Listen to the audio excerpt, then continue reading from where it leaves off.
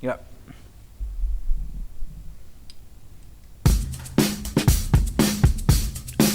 I'm looking at You look at me, yeah, don't worry. yeah, I'm not looking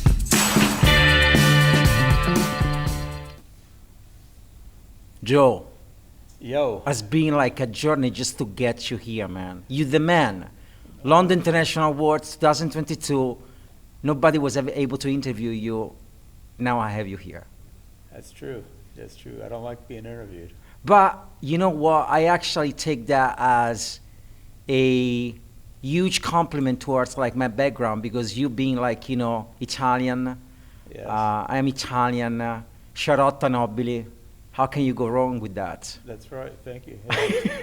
That's the only reason I agreed to do this because you're You're right. Italiano and Absolutely.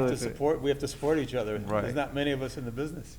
So look, I actually had the chance to talk to you offline, and I gotta say, not because I have you in front of me, but you are an amazing person. We share a lot of like things in common. You and I, like love for Marlon Brando, love for boxing. Yes. So I know that normally with my guests, what I'm gonna do across the ocean with like 7 questions, like the 7 seas. But for you, I'm gonna make an exception. I'm gonna make just a conversation, perfect. no more than that.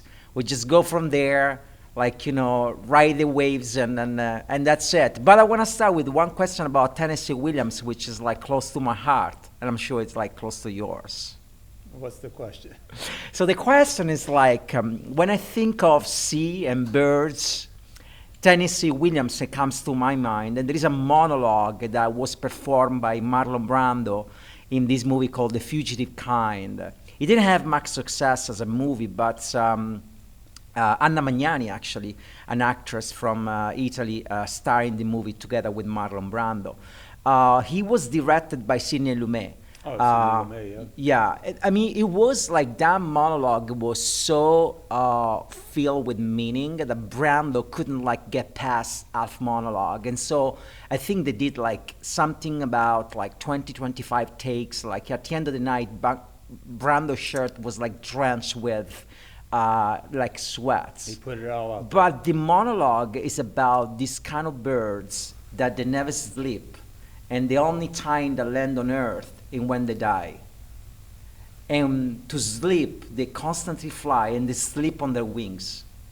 It's beautiful, and you can see they're up there, and like their chest is transparent, and they're beautiful. Now I don't know if this kind of like birds exist, but in Tennessee Williams' words, they're amazing to me. Some kind of like bird that like sleep on his wings.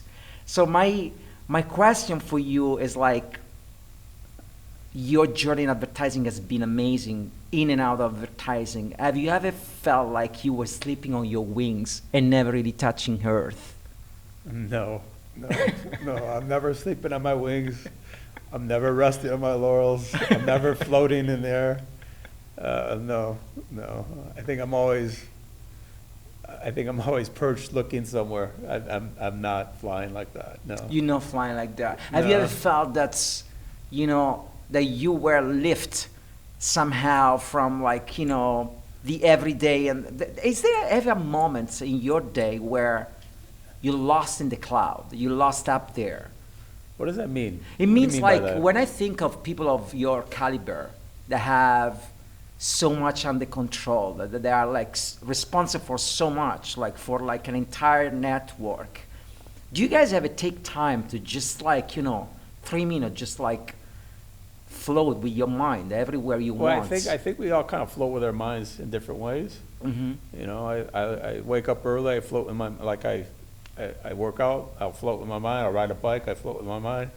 When I ride my motorcycle, when I was riding my motorcycle, that was a really moment where you could float Right. with I your do the mind. same. I do the Because same. you can erase everything when you're on a motorcycle Mm. because you have to pay attention to everything else.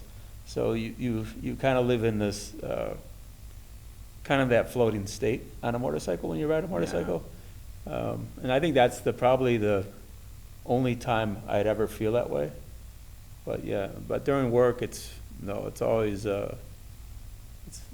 there's something going on all the time with work, like in a good way, Mhm. but it's chaos in a good way. Like it's jazz. Just like Dan Wyden, late Dan Wyden, I believe it's jazz as well. Yeah. Look, you touch upon something that is so central in my life, which is the motorcycle. And it's funny because um, that's not a coincidence. Every time I actually ride my motorcycle, I think of the Tennessee Williams, like, Sleep on the Wings, because that's the feeling I get. Yeah. And in fact, I had to get a ride at least every other day to the ocean just to rebalance myself. That's what I do normally. But I think that like, again, I need to get back on the bike like that. That's the only time when your mind is, I think, for me, because if you don't pay attention and hyper focus on that moment, you can it's dangerous sometimes. You have to. It's not about the rider; it's about the people around the rider.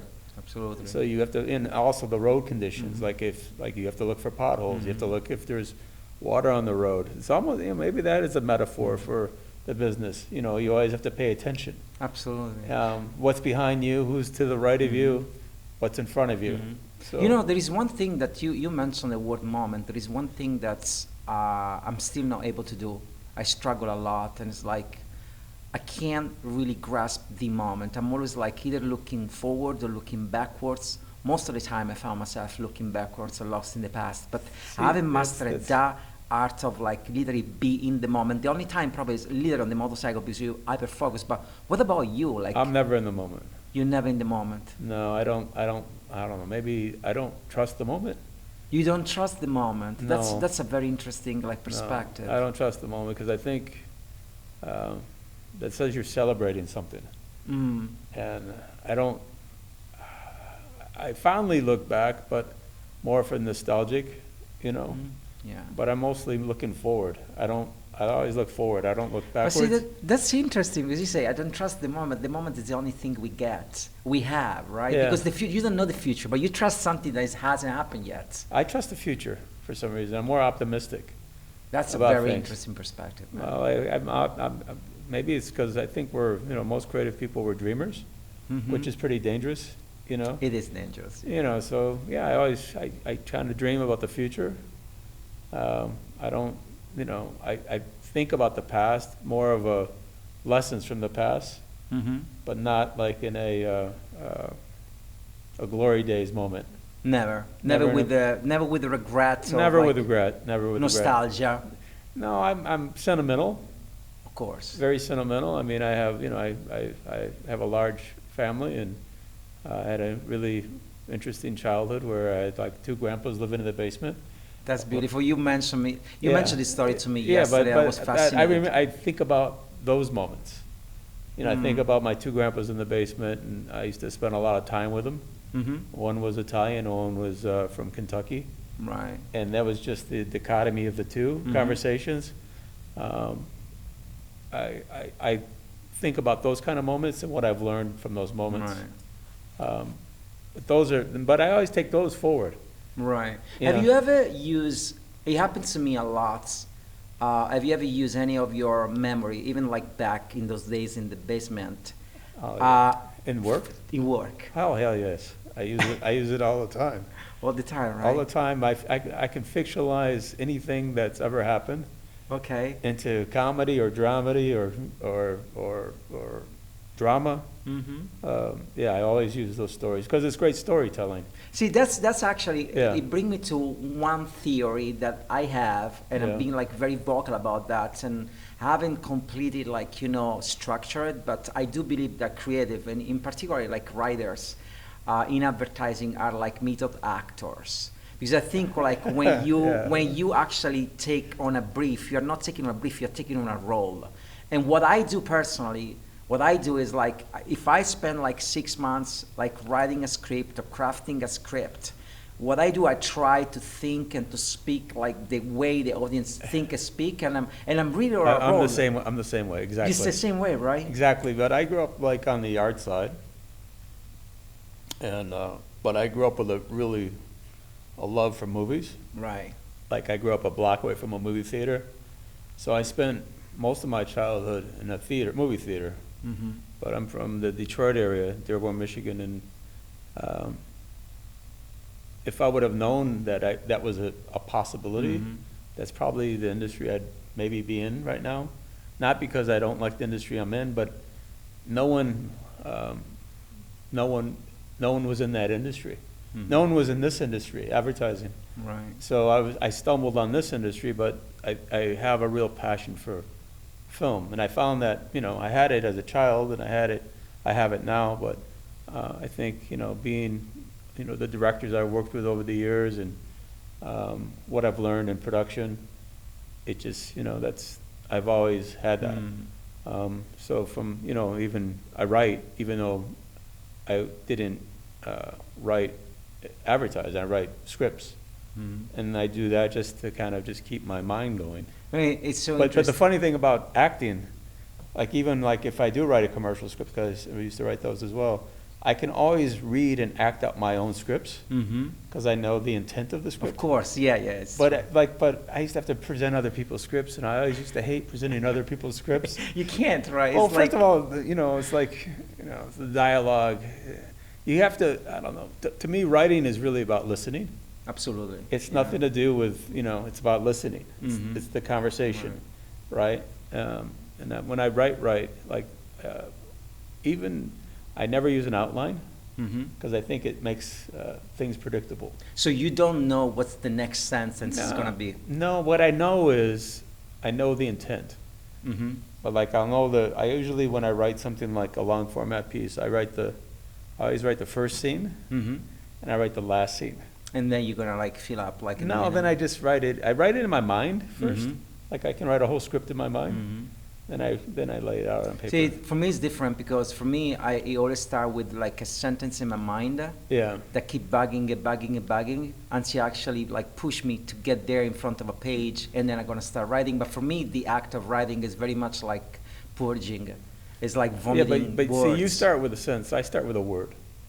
That's a sentence. Oh, you start with a word. One word. Okay. What is the theme of this? Okay. What is the theme of this story? Yeah, I have sentence Yeah. crossed in my mind Yeah. blimps at night. Yeah, and I think the good thing about that is it's a muscle that we use in this business.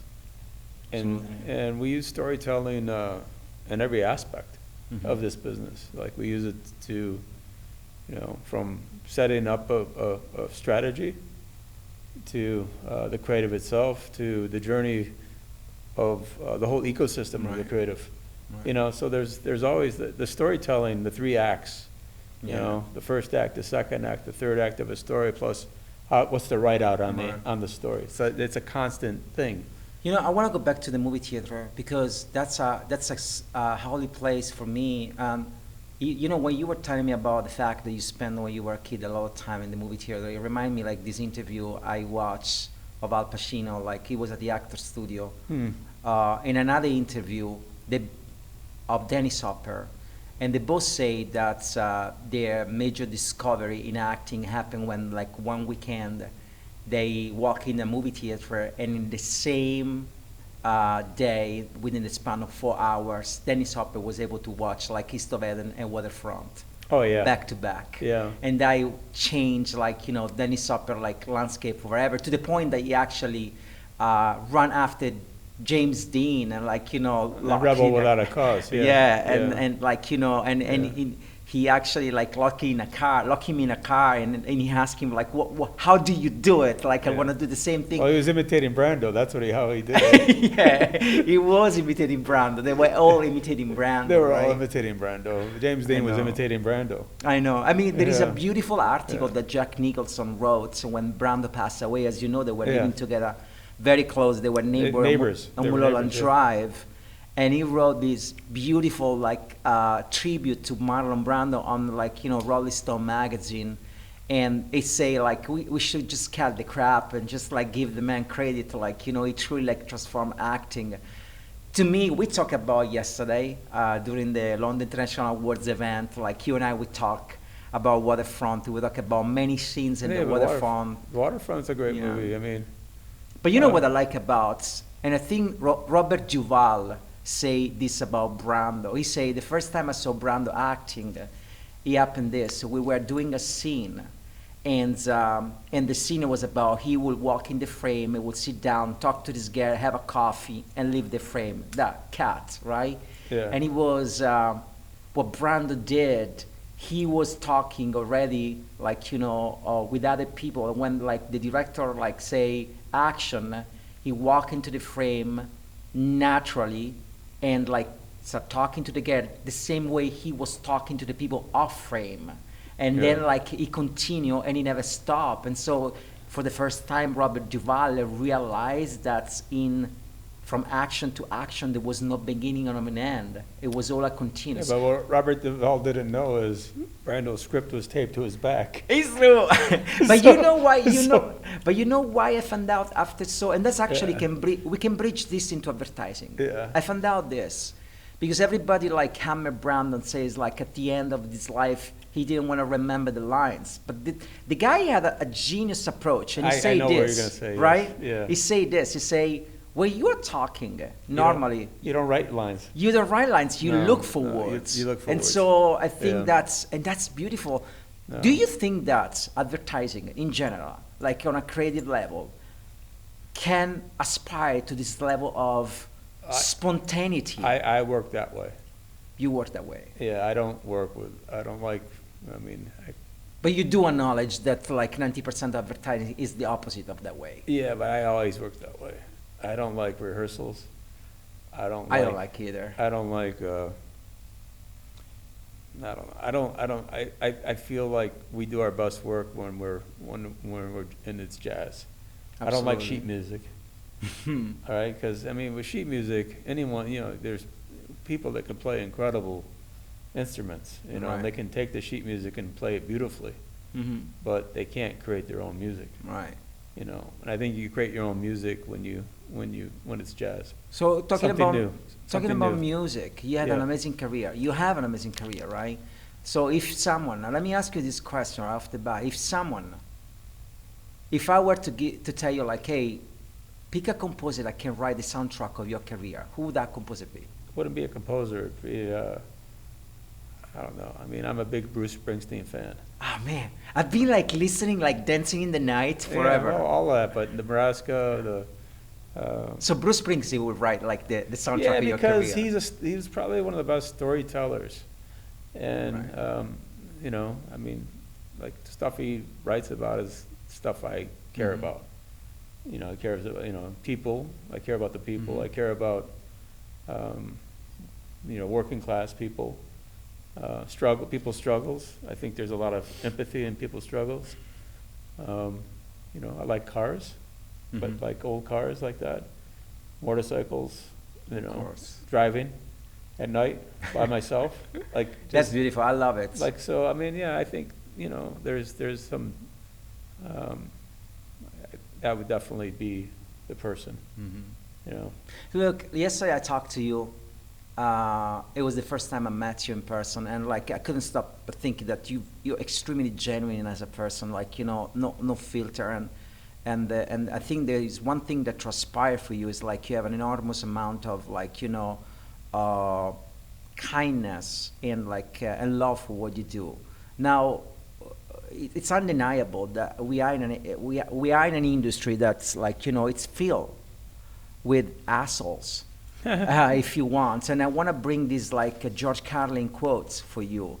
There is a quote that I love about George Carlin, and he said, the best thing about living at the beach is that you have only asshole on three sides of you. Yes, I agree with that. So it's like, let me ask you this question. There must be one aspect of advertising that you truly despise or you truly run away from. What would that be? Politics. Politics. I hate politics. I hate them. I don't like personal agendas. I like team agendas. I like people. I like people with principles, even if I don't agree with the principles. But if they're true to who they are, I respect that.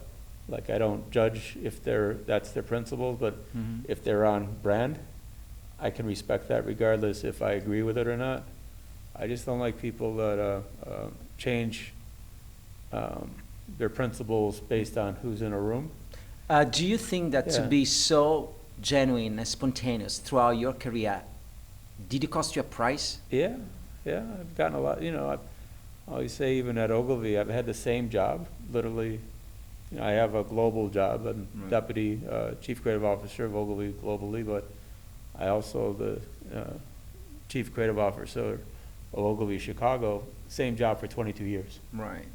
So I always, you know, this is always in my mind, but I always say it like, you know, I always say I've been fired 13 times, Right. 7 that I know of, maybe, Right. I don't know.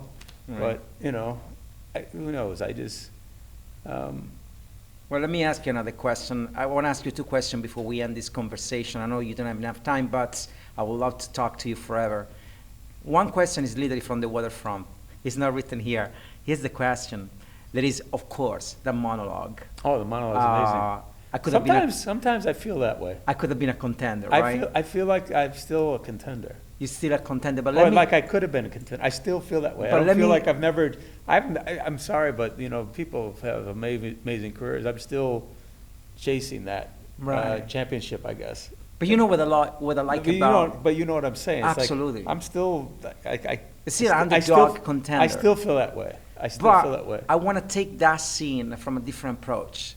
In that very scene, Marlon Brando is actually talking to his brother Charlie. And Yeah, you I say, know. Charlie, you I should have know. been like, you know, look out for me a little Exactly, bit. And when exactly. Charlie comes out with the gun and point the gun at him, like Yeah. he literally like does the gesture, like he put the gun away. I want to ask you this: besides being a contender, was there a moment where you thought that someone that was close to you should have looked out for you, and he didn't?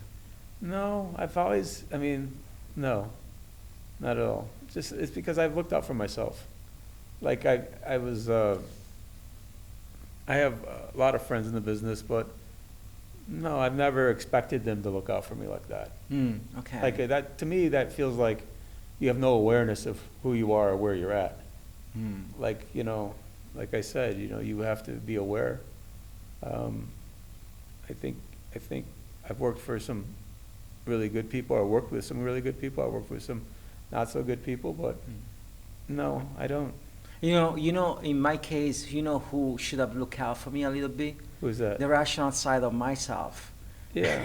I'm like, Maybe that's, maybe because me, yeah. sometimes I sabotage myself. Sometimes I'm the one that's like, you know, remember like Mickey Rourke. Which Recently, he had an interview. He's an amazing actor. Whatever people No, say, he was it's- amazing. He it's- was like, he yeah. sabotaged himself. He sabotaged himself, and he say Yeah. like there is a man with 2 axes inside me, Yeah. and he's ready to come out I mean, but anytime. Mickey Rourke in Diner was amazing. Oh my God! In Angel Art, it was Angel like Art was amazing, you know. it was amazing. Yeah, it's a great. It was a yeah. great actor. He was one of Alan actually. Parker, yeah. Alan yeah, Parker.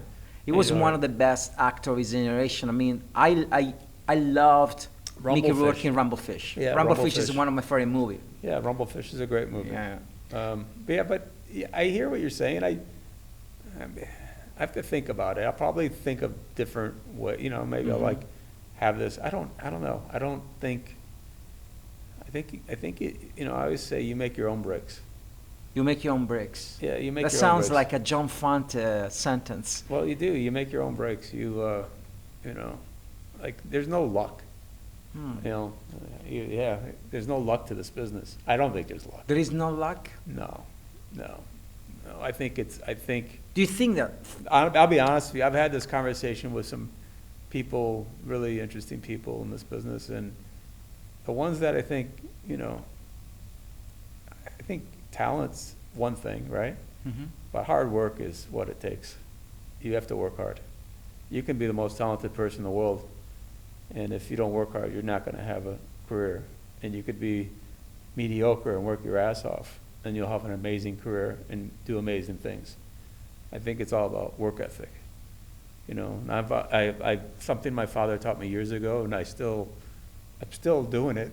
I mean, even during the pandemic, I get to work 5 minutes before anyone. I leave 5 minutes after. It's just, there's a work ethic. The discipline. Yeah, there's a discipline. And I've always done that. You know, I've had early morning paper routes. So even as a child, I always woke up early and started to work. You know, I think hard work is 90% of it in this business. You know, it's great. There's no other place that you could live in Detroit. That's why you What? you have the Detroit spirit, man. I don't know. Detroit spirit is interesting. I mean, Chicago's a welcoming city.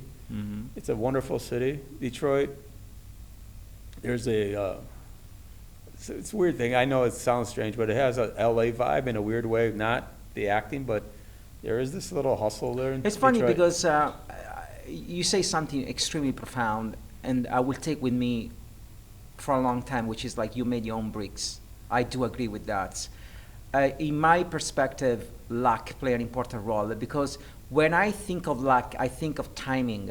And you and I love boxing. Yeah. And I think that there is a certain kind of knowledge for you to like, pick the right timing, but there is also like something that's out of control. Sometimes you find yourself at the right time, at the right space, at the right place without you wanting to be there. Something, destiny, puts you there, and now Yeah, you make I your own agree with bricks. that. I mean, I've had some luck, like forget advertising, but, oh God. Like I had a thing happen to me as a child that probably shaped everything in my life. So I was, as a kid, I used to love to draw in school. Like I was the kid that was always getting caught drawing and doodling in class and getting in trouble for that. So I think I was 9 years old, and we were, teacher said that we're going to take a standardized test. Okay, it's called, in the Midwest, it's called the Iowa test. And I was 9 years old, and I think I was in fourth grade. And it was a Friday after lunch. They gave us a practice test. And all it was you had to look at the questions and take a pencil and just scribble with a number 2 pencil inside this little box. And there's like hundreds of questions. And all day long, they just wanted to teach us how to do this little square in the box, right? Little sketch. And I'm like, oh my God, I have to, and then she's like, and next week, we're doing this all week, right? I'm like, no way can I do that. No way can I sit in class and just take a test for a whole week. So when Monday came around, and I never missed school, but when Monday came around, I just want to stay home and draw. Right. So I pretended I was sick. So Monday. So you ditched school. Yeah, so I ditched school. I was 9. I pretended I was sick, and I was never sick. I was always, school. I went there for my friends and having fun and stuff. But so I pretended I was sick, and I pretended to cough. And my mom's like, it was very out of character that I was sick. So she's all right. You stay home. Then the next day I wake up. It's like, and I drew all day. I was really happy I drew all day. Next day, same thing. I wake up. I pretend I'm sick, and she takes me to the doctor, and and he examines me. He goes, I can't find anything wrong with him, but let him stay home. Wednesday came around. Sick again, coughing. She calls the doctor. It's like, bring him in tomorrow on Thursday, right? So Thursday comes around, and she brings me to the doctor, and he can't find anything wrong with me. I'm going to order a chest x-ray. Okay, whatever. So I go home, and Friday, it's like, great, I made it through the whole week. And it's like, I'm sick. The phone rings, and it's the doctor. Right. And the doctor calls, and this is so ironic. The doctor calls and says, Betty, you and Tony come see me and bring Joe. Right. Okay. And they bring me to the doctor. It's like, it's crazy. And they find a tumor on my lung as big as a grapefruit. Okay. All right? Big as a grapefruit. And I'm 9 years old. I mean, there's so many aspects to the story. It's like, but they don't really tell me what's going on, right? It's like, because they don't want to scare me. And I knew something was up because my dad took me to go buy pajamas for the hospital, right? Okay. And he asked me what I wanted for lunch, and I told him I wanted Coney Island hot dogs from a place in Detroit, and he let me eat 11 of them. And I'm like, why is he letting me eat so many hot dogs? 11 Coney Island dogs. Yeah, like a little kid, right? It's like, why would he do that? It's like, something's going on. I know I'm dying. Something's going on. So they take me. You are 9 years old. 9 years old. They take me. I get this surgery, and they remove this tumor, and they cut around my whole body. And the ironic thing was, I was paralyzed. my whole right side, and my drawing arm, Oh no. I couldn't move it. I couldn't move my arm, and I was like, I thought I was never going to draw again. So I had to learn how to do everything left-handed, and the nerve, by miracle, grew back. But that whole thing, that whole event, probably changed everything for me as a child. Is like if it doesn't work for me, I just don't do it. I just go with whatever I feel like. Wow. I created this podcast to get something out of my guest. Yeah. That it's off the path, and I think and to me it doesn't matter if this podcast is seen by hundreds, thousands, or one person, but there is always something I'm gonna get out of it, and this memory is gonna stay with me forever, man. Trust me, forever. Right. So I just want to handle with this note. There is no other real question that I can This is an amazing story. I need to actually let them sink in a little bit, but I can't thank you enough for being part thank you. of this journey. And you are an amazing person, honestly, and I'm so glad Well, that you thanks. are who you are, and that you are a fellow Italian, my brother. All right, well, this will be the last podcast I'll ever do, so Thank you so much. it'll never happen again.